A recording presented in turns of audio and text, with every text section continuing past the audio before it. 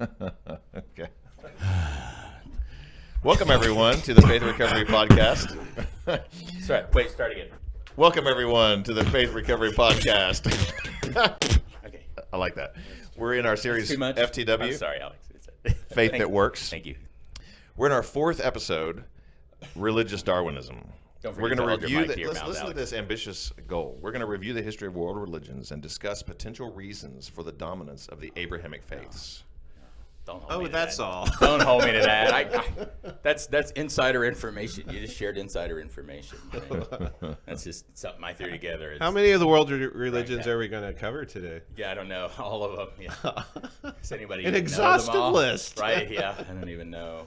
I just figured out what the symbol for Hinduism is. Have you seen that? You know, it's like some squiggly Sanskrit letters. Well, it's like the Buddhist one, yeah. I thought the Buddhist one was a wheel. Is it not like this? Well, there's that one. It looks like the captain, the ship wheel. That's on some flags somewhere. Yeah, I think that's the Buddhist one. Maybe there's another. There's Buddhist the one. the Om symbol. Yeah. OM. Yeah. Is that what it is? Yeah. Yeah, because that's how. So when we're talking about world religions, we're talking about Buddhism, Hinduism, Islam, Christianity, Judaism. Animism. Animism? Yeah, I mean, Okay. I think that this is based in a critique of the Christian worldview, and it's something that I have been mulling over. That every culture, at least most cultures, have some sort of religion that, for whatever reason, we don't know the origin of all the religions that are out there, right? But if, let's say I saw a meme, and I don't know if it's correct, but it's like there's over 5,000 gods that are worshipped by the human race. But yeah, your God's the right one, and so the thinking, the logic behind that, at least seems to me to be that if all these societies have somehow generated their own religious beliefs, and we look at them and we go, well, that's man-made, that's rooted in superstition, that's rooted in a regressive worldview. It's based in fear and ignorance, but ours is not. So every other place where this occurs, it's bad, or at least it's not helpful or not valid. Yeah. But in this one instance, it is. It's I mean, I can't think of a whole lot of other things where we would use that logic. Where we're like. Let's just say, every great white shark will eat you, except for this one that I keep in my swimming pool. He's nice, and how do I convince people of that? How do I try to, get everybody to get in the pool? So it's I like grabbed that one, man. I don't know. I'm like, Yeah, that's wow. good. I'm not getting in that Where pool, else? Nathan. Right? Come on, get in the pool. He's fine. He's good. He's fine. Yeah, he's great. This one's good. Yeah, this is the great white shark. Yeah. See, you had the great white sharks. Yeah. But I have is the great This white is the shark. great white shark of all sharks. Right, Great he's white the shark. great white shark, Yes. not the great white shark. That's what you. That was your problem, Oh, right? okay. Yeah, okay. you picked the wrong emphasis. So you're saying this argument grants that Christianity is also antiquated and in many ways regressive. So why would we prefer it over the others? And we're going to make the case that though it be antiquated and regressive in certain ways, it is still worth keeping. Sure, yeah. And we would say, well, the longing of humankind for a God argues for the existence of a God, just like hunger argues for the existence of food, thirst argues for the existence of water or whatever, maybe your poison. So we would say, well, this phenomenon, this kind of almost universal phenomenon to worship and to have a God of some sort, would say that there must be a God. But then people would counter, okay, well, all these gods are manufactured, so it must not be the case. It must be rooted in something else. And if there is such a thing as a God, why does he allow so many wrong ideas about what a God is? So these are the kinds of arguments I think that people would have about all of that. And so the topic of the series is a faith that works. It's not really apologetics, but so I guess that the thesis is We're here talking about the God of the Bible because Christianity works in a way that, say, Roman paganism, mystery cults, other, Zoroastrianism and stuff don't. Now, people could say, well, Islam is also out there, and everything. And we can talk about that. Would you call Islam one of the Abrahamic faiths? Well, that's the thing. We talk about the God of the Bible. It's like, well, Yeah. which Bible? Right. Because, the Judaism, Islam, and Christianity, we all share different parts of, quote unquote, the Bible. So Yeah. that is its own subject in a way. Mm-hmm. Yeah, I found out the other day that Muslims don't really reverence the Bible. They kind of say they do, but they reverence the common narratives that are also found in the Quran. Mm-hmm. So they can go through, and because I've asked them, you'll see Muslim apologetics are never why Islam is true, because there's really no historical substance to Islam. Islam is just a kind of a diatribe. It's just claims about Allah and about what you should do in the Quran and in the Hadiths. Mm-hmm. But there's not a historical, like, God interacted with humankind, and as a result, here we are, which is what I would say would be the basis of the biblical faiths, say. So Judaism begins with kind of a narrative.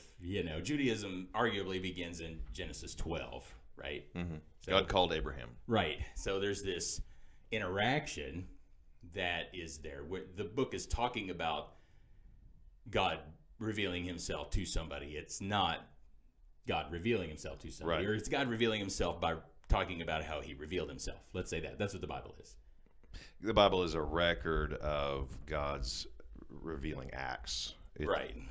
Yeah. And certainly not exclusively that, but that's what it is. And whereas, let's say, the Quran would be God just supposedly speaking directly through The Quran text is God's to revelation. us. Right. Yeah. So that would be the difference, right? Which goes to say that there's really not anything to disprove about the Muslim faith or whatever. So we can. It's not. If somebody says, "Well, Allah said this," and we can be like, "Okay." You say so. Yeah. I mean, but in the biblical narrative, that there's historic claims and stuff like that. So, at any rate, there's no apologetic. There's no real Muslim apologetics.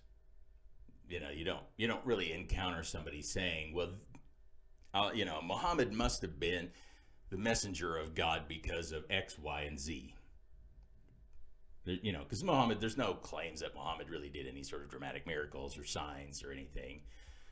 He was poisoned and lived longer than everybody else in the room who was poisoned. So you could say, well, there you go. But he was deathly ill, for the last 3 years of his life. It wasn't like he wasn't affected by it. He wasn't like him kill, So there's that, but there's really no claim that, Muhammad split a rock or, did some amazing thing like there is of Moses or Jesus. So there's no Muslim apologetics where we try to defend something historically or they try to defend something historically. Now, they may say, well, God must exist because of certain, philosophical reasons. But mostly when you encounter Muslim apologetics, they are critiques of the Bible. So Muslim apologists and liberal New Testament scholars have a lot in common. They enjoy each other's company and they like to knock around ideas. They're trying to undermine confidence in the Bible. Sure. And I'm not saying that they don't believe these things themselves, but the Muslim argument is Islam assumes faith in the other person, and it simply is trying to undermine that faith so that it can replace it with something else. It's parasitic, and it always has been. So it came up in a worldview that requires belief in the God of Abraham to exist, or At least somebody willing, who doesn't want to get killed for not believing in a monotheistic God, because you don't necessarily have to hunt down and kill all of the people of the book according to the Quran, but you do have to force the pagans to convert. So, yeah, there's that. Anyway, where was I going with that? Yeah, we don't. So this isn't about apologetics. This is just about why is it that Christianity still exists, or Christianity seems to have taken over the pagan world. Mm-hmm. And I think still poses a threat. So let's just say you go to India and you say, let's just have an open conversation about who God is, and you invite people of all faiths. That was not going to be tolerated very long in India, because Hinduism is critical to their national identity. At least currently, Modi is trying to create kind of a Hindu state. So even though Hinduism worships many gods, it's still within the confines of Hinduism. Right. It's not like because we're Hindus, we're therefore open to all religions. Since we worship many gods, we're therefore open to all religions. It's right. That's not the case. Right. I mean, Hinduism is kind of violently opposed to proselytization. And so. And then there's, the underlying that, and find this as you travel the world, that the particulars of the religion is very much baked into the culture. So, living in Thailand, to be a Thai person is also to be a Buddhist, a Thai Buddhist, and those things are synonymous with each other. So something like Hinduism in Modi's case is like, this isn't just like a selective religion. Like, we just woke up and decided I'll be Hindus one day. This is our culture. This is our culture and national identity, and we're protecting our national and cultural identity and roots by saying that we are uniquely Hindus and not Christian, Muslim, especially Muslim, but Jews or any of these other religions. And even though Hinduism is pantheistic, and they do accept other gods, they're saying we're still Hindus and we're not going to change that. That's important to our cultural identity. And I think that's true of really most religions. Sure. And I think most adherents to religions around the world you would say, well, why are you Hindu? Because I was born that way, I'm Indian. They're not going to say because Hinduism is true and here's why. And many atheists or agnostics would say, well, you're just a Christian because you were raised to be a Christian, in America or some other similar place. And I think that's valid, and we need to hear that. And we need to try to find ways to kind of get outside of our own cultural bias and try to look back at the faith and say, if somebody told me this, would I believe it? I may not in a modern worldview, but my unbelief should then be critiqued. Because in our culture, we're not just a Christian culture. We really are an Enlightenment modernist culture.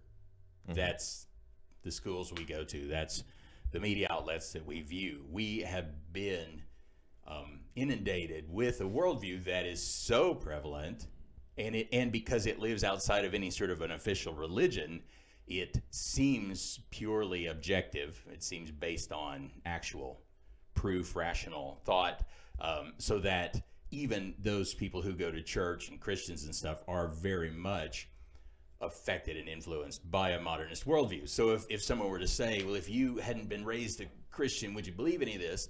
Even if the answer is no, it doesn't mean that I'm a cultural Christian. It may mean that I'm a cultural modernist who happens to also go to church. And it's that unwillingness to critique this, what is presented to us as kind of a default way to think. This kind of causalism, this A plus B equals C mentality that, hey, there's some truth to it, obviously, but it doesn't explain all the phenomena that we encounter as humans. It doesn't explain our existence. It doesn't work.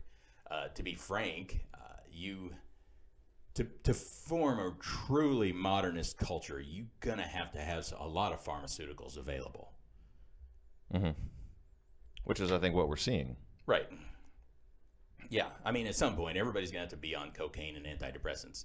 Alternatively, I mean, you're going to have lots of meds to face a world without God, to face the harsh, lonely, cold universe, or you're going to have to find something that you religiously believe in, even though you may not call it a religion. Does it work? So that's my question is, and Rodney Stark in his book, The Triumph of Christianity, he makes that case. He's obviously a Christian, but he comes at it from a purely secular historical worldview. He's saying, why did Christianity take over the Roman Empire? We could say, well, it was Constantine and he made it legal, and then they, forced everybody to agree with this one worldview, kind of a Da Vinci Code narrative where there were all these variants, and then they forced everybody to agree. But really, that Christianity was very much a salient, coherent worldview, mindset, movement within the Roman Empire, even as they were being hunted and killed and used as streetlights and all of that, that it was that 300 years worth of resilience that eventually toppled the empire. And it's not just that. It's like Stark talks about how, I think in the plague of Justinian, during, you had a very urban life that had emerged in the Roman Empire. But urbanization is a very miserable thing. We really weren't made for it. To live in close quarters and in poor conditions and disease and all of that is a part of urbanization. So there was nothing to mitigate the misery of urban life. 50% of the empire was slaves. Women were very subjugated. I mean, really, if it weren't for Christianity, people who want to go back to, there are people who say, if Christianity had never come on the scene, we would just have moved from greater and greater and greater degrees of enlightenment. We could have started the Enlightenment earlier. The Enlightenment was largely a neoclassic movement, which is why the U.S. has so much classic architecture and artistry, because it was an Enlightenment phenomenon, right? So it's a neoclassicist movement, but what people don't understand is that that they were operating on philosophy that we would all be horrified by.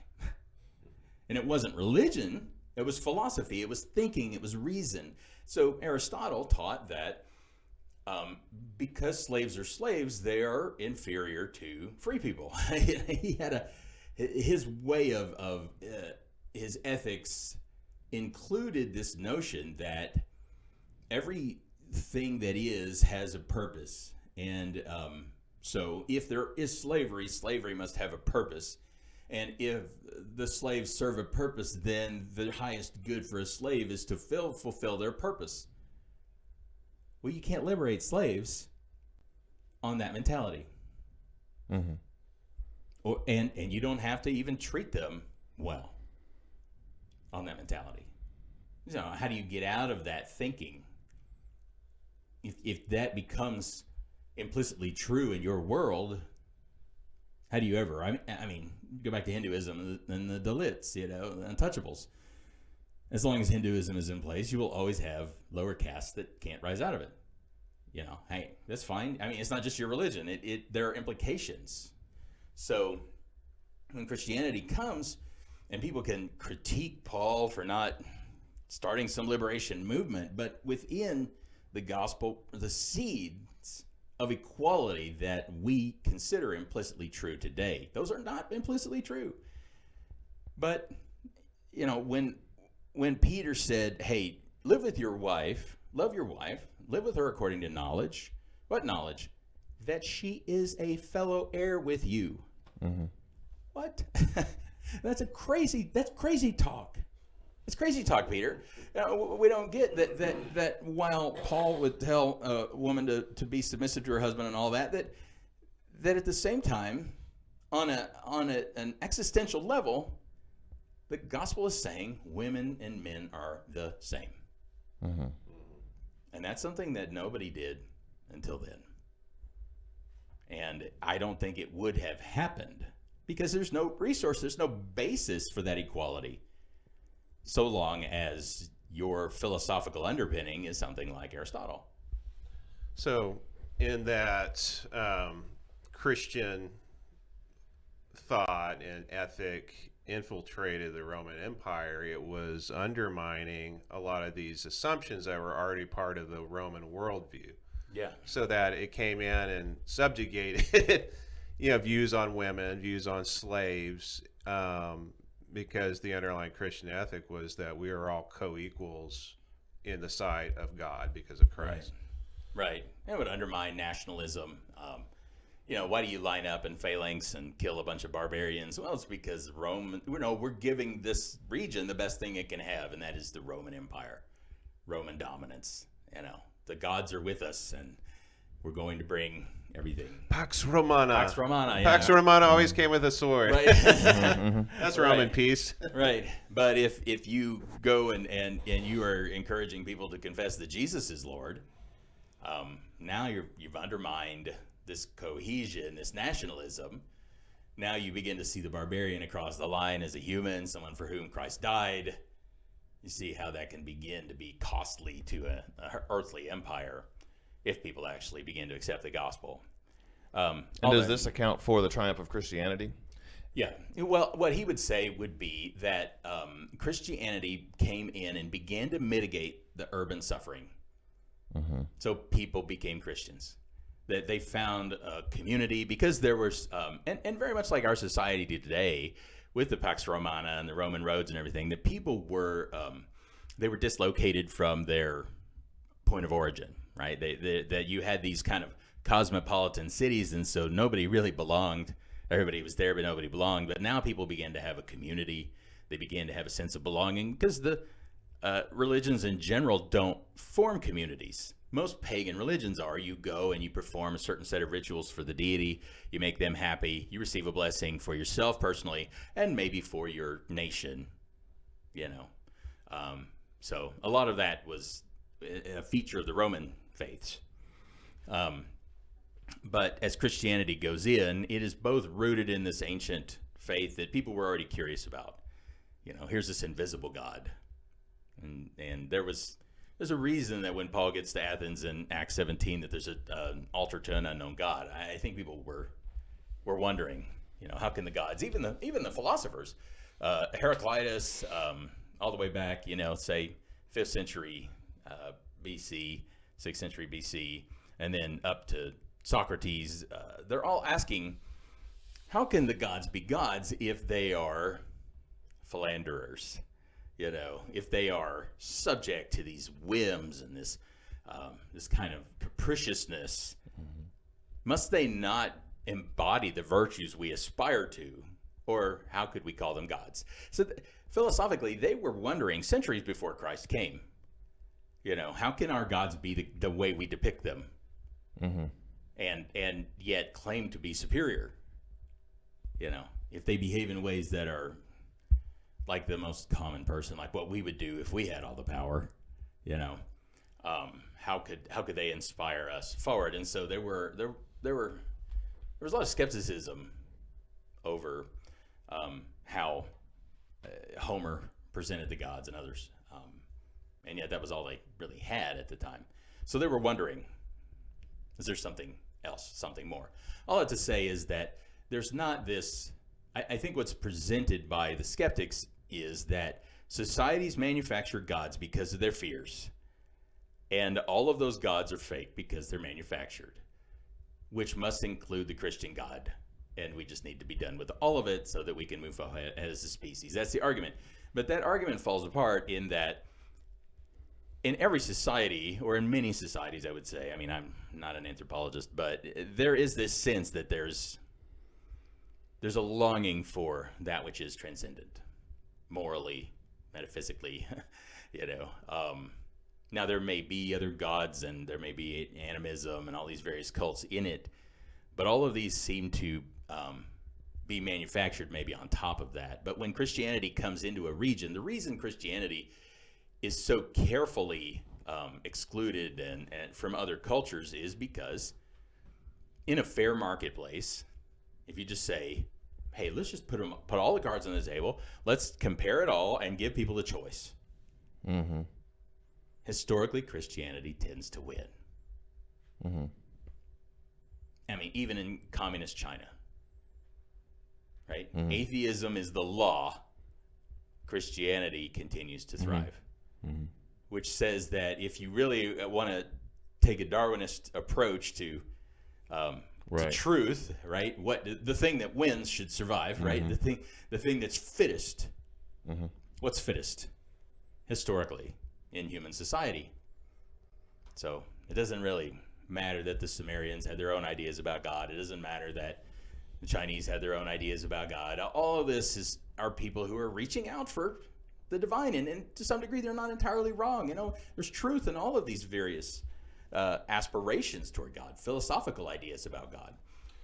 So the argument is that if we look at things purely from a Darwinist perspective, and this would be a counter to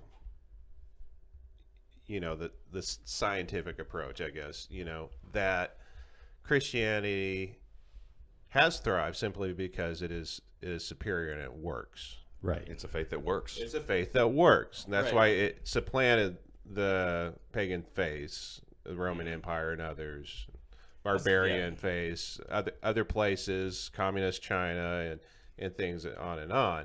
Yeah, I mean, communist Romania, communist Russia. I mean, if you really want to say, well, hey, a modernist atheist worldview is superior and will win in the marketplace, then you don't need to make Christianity illegal in these countries, and yet it has been made that way. Because it's a threat.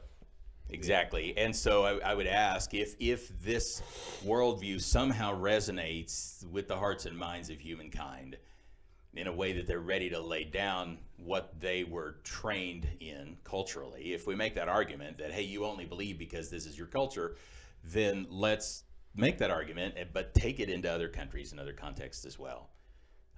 And let's let there be a fair exchange of ideas in every setting, and just see what happens. It seems that Christianity it's probably never meant to be the major influencer. Once we get past a certain threshold, then it becomes the new oppressor, to be honest. The church does, because there's something powerful and valuable in it, and people co-opt it for their own sake.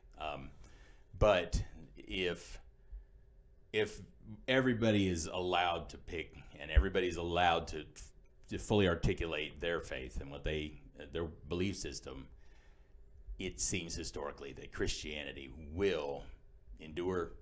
It will take a major portion of the population, and even those who don't adopt it will be affected by it. So, how does that work into the current state, the current moment that we all live in? And I'm thinking of the particulars of the culture, the times we live in here in America, where we are seeing a great, we call it deconstruction or whatever. We're seeing a lot of people that are both culturally and historically Christian, really starting to break away from those institutions and those the ideals and values that come with those institutions, and say that they no longer identify with that. Yeah, and I think this happens over time because Christianity becomes corrupt like everything else. And it's because, in my view at least, that we haven't articulated it well. If you see Christianity as a way to get to heaven, or church attendance or whatever, then you don't have the resources to prevent that corruption. And so it comes in, and those same dynamics that feature in every oppressive, society just begin to adopt Christian garb. And so I think that's a lot of the deconstruction. A lot of the people that I've talked to who are leaving Christianity or abandoning a Christian identity are doing so largely because of the conservative politics that have kind of leached onto it and have adopted it, and then that's purely a power play. Sorry, let's just call it what it is. It's an attempt to get a major voter bloc to do certain things. And so on the part of the politicians, that's what it is. Right. And then the Christians who allow them to do that are those who haven't understood that that's what's going on. Well, or and get caught up in this vision, this nationalistic vision, let's say, rather than in a Christian vision. Right. They see their goal as to, redeem America or bring America back to God, or, whatever it is that And that's just not in the gospel. It's not well-meaning, well-intended. It feels I like guess. this is my faithfulness as a Christian. Apparently, this is what I'm supposed to be doing. Is fighting Right. for saving our society from the pagans Well, we through were talking political about means. this last time about how we're wired for story, right? And that really, in a way, the politics and the current culture on both sides, you say liberal and conservative, are offering a counter narrative that seems more relevant to people that call themselves Christians, but the narrative that they're supplying is resonating more for them than the narrative that they have historically understood as Christian. Right. Well, and in a market-driven society like ours, if you want an audience, you're going to have to play on people's fears. To be frank, it was kind of eye-opening to me to realize that Billy Graham's first crusade was a week after the Russians successfully tested their first nuclear device. So the rhetoric becomes, "Come to the Lord" or "be swept up in the communist threat," not, that there's this existential threat, that there's this metaphysical threat, but there is a very geopolitical threat, and that is what you need to be afraid of. It's interesting to me that there's no mention of hell in any of the sermons in the book of Acts. That this is the gospel is really not turn or burn. It is an invitation to what God has done. And that's how it's generally presented. Now there is the truth that there will be a judgment, but even that is about justice, and a new society. So I think those who are called, and that may sound like predestination, maybe it is, but they will hear it and say, "This is wonderful, thank you." They will come, and then those who see their life change will say, "What happened to you?" Some of those will come. Again, these are all positive motives. These are all being drawn in to something positive that's happening. But if we're able to articulate the gospel like Paul did, then it will be this very subversive message that will not have room for the corrupting influences. It will begin to cancel that. It's why John can say in 1 John 2, and this is one of the most subversive things I can think of. So in 1 John 2, John says, "You don't need anyone to teach you, because that which you heard from the beginning teaches you." And so he's saying, listen to that which you heard from the beginning, and that's true. There's no lie of that. So the message, this simple message that brings people in, continues to teach, and it never teaches error, according to John. And so he's saying, you don't need people to teach you, which precludes this corruption. Corruption only comes when people are vying for power. And people only vie for power when we can control the resources that we're dispensing. The doctrine, and again, I'm being critical, but I'm just being honest here. The doctrine of transubstantiation, that people go and they actually eat the body of Christ, they drink his blood, and that renews the salvific effects of the gospel for them for another week. It's incredibly convenient for the Catholic Church. Right. Yeah. But it's not true, right? And if there is no, if everyone's a priest and everyone knows the truth, then there can never be the masses to be controlled. It's over. But because we've supplanted that, we've replaced it. 1 John 2, we'll spend a lot more time explaining away what 1 John 2 seems to be saying than we will bearing down into the implications of what it really is saying. Right. What does this really mean, and what would this mean for our church life and church hierarchy and structures? Exactly. Yeah. So everybody is subject to the gospel, accountable before it. So if you get up and say something and my soul goes, I should come talk to you, right? We should, how does health and wealth come out of the gospel? The prosperity gospel. How does that come out of this message of somebody who came and though he was rich, he became poor? And, though he was innocent, he was convicted. Does health and wealth come out of that? Well, they would say, well, he because he was poor, therefore we don't have to be. Sure, I guess that must totally miss the whole a servant's not greater than his Lord and a student's not greater than his not above his teacher. I mean, it's asinine. It's insane. But when you begin to say the Christian faith is about finding Bible passages to apply, well, then I can just select all the ones about being wealthy and stuff from, say, the Old Testament, and I can create a doctrine, and you'll believe it because you like that, and then. Hey, mega church, we got our big mega televangelist ministries because we can tell people what they want to hear, and it's all great. But if Christianity for us was synonymous with this gospel and not with finding Bible verses to apply, then it's incorruptible because it's small enough, it's pure enough, it's simple enough that when somebody tries to turn the message of Jesus into celebrity in an Armani suit, the dissonance is obvious to everybody who's not an adherent to the health and wealth gospel. You don't even have to be a Christian. You could just be an atheist sitting there and watching this. So your theory is that if we could return to that gospel, preach that gospel, then today, in the current society that we're in, then it would be compelling, and people would be drawn, at least some people would be drawn away from the nationalism or else atheism.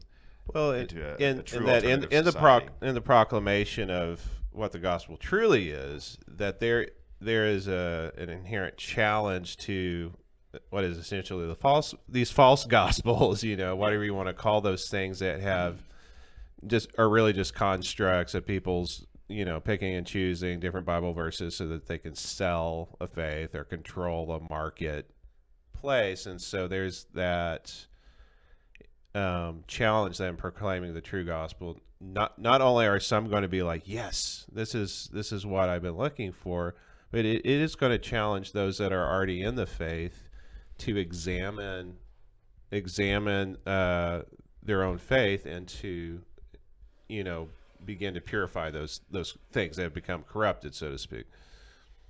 Yeah, I mean, the kingdom of God, Jesus said the kingdom of God is like a mustard seed, right? That grows into be the biggest herbs of the garden, and the birds come and rest, in its branches. And Neil Cole made an interesting observation. He was saying it grows big because it's small.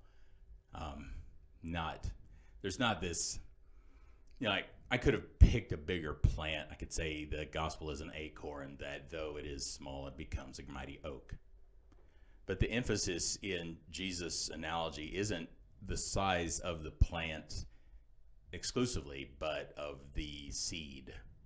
So I would say, and this is the thing, that we want to start with a big seed. So you've got to find a message that will bring in the masses. Once the masses are there, then you could maybe try to sell them on Jesus. Well, that's starting with a big seed. What the gospel seems to be is a very, very small message, and it has a very, very narrow appeal initially.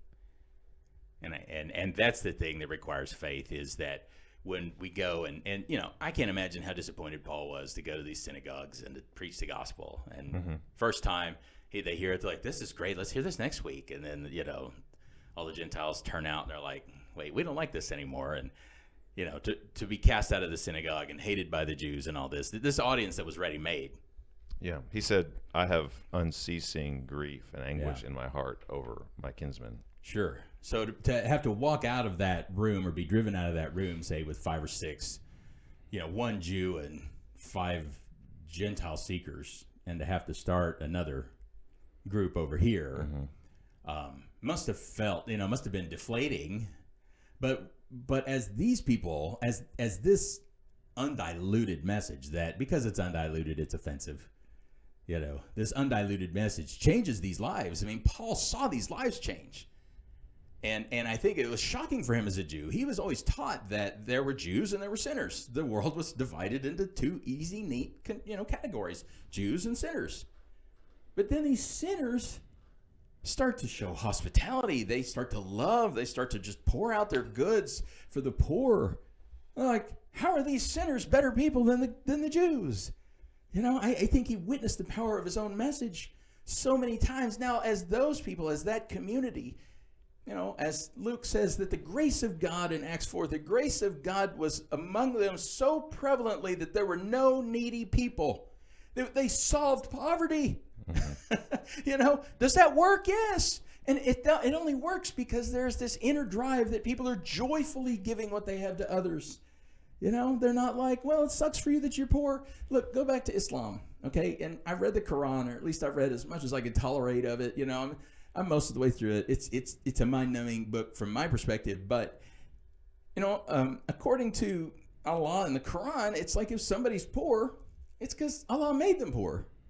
So why would you work against Allah?